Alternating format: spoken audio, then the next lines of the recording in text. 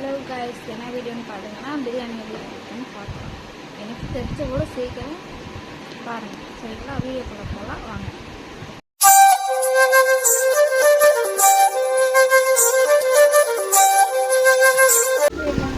பிரியாணிக்கான தக்காளி, வெங்காயம், பொருள் எல்லாத்தையும் எடுத்து வச்சாச்சு.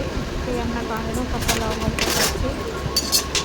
பட்டை லவங்கம் போட்டு நல்லா அதை கலரில் மாறினதுக்கப்புறம் மிளகா போட்டாச்சு. மிளகா போட்டு வெங்காயம் போட்டாச்சு. வெங்காயம் போட்டு நல்லா வதக்கி விடணும். நல்லா வதக்கி விட்டு இன்னும் தெரியாத அளவுக்கு நல்லா வதக்கணும். லைட்டாக சால்ட் போடணும்.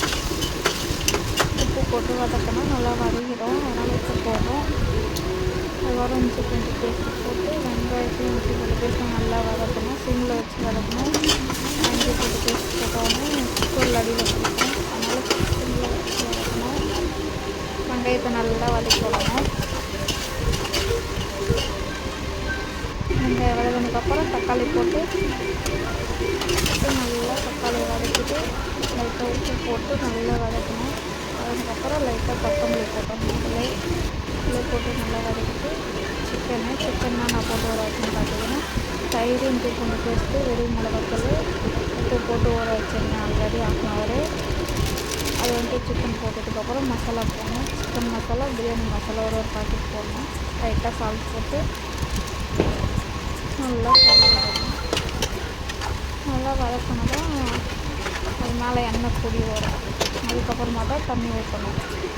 நல்லா வதக்கி விடணும். அதுக்கு அந்த கலரில் மாறும் சிக்கனு.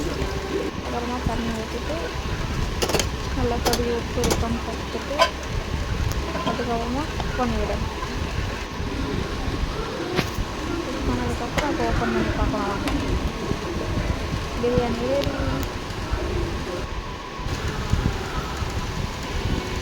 பாருங்கள், பிரியாணி ரெடி ஆகிடுச்சு.